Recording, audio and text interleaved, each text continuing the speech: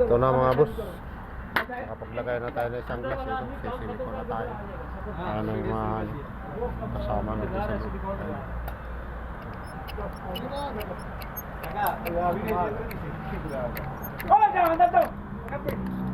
Ano? Kailangan unahin muna natin yung pagsisilikon sa taas mga boss. Bago yung pambaba na. Ayan nakapaglagay na tayo isang hiliro. Dito na yung susunod natin. Nakaposisyon na lahat yung mga boss, mga process natin. Ayan yan yung pambato natin silikon Kamal! Ito sa loob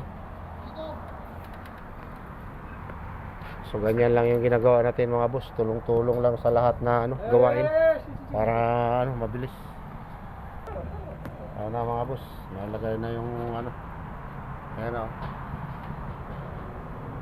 ito yung mga pambato natin silikon, nakaposisyon na lahat.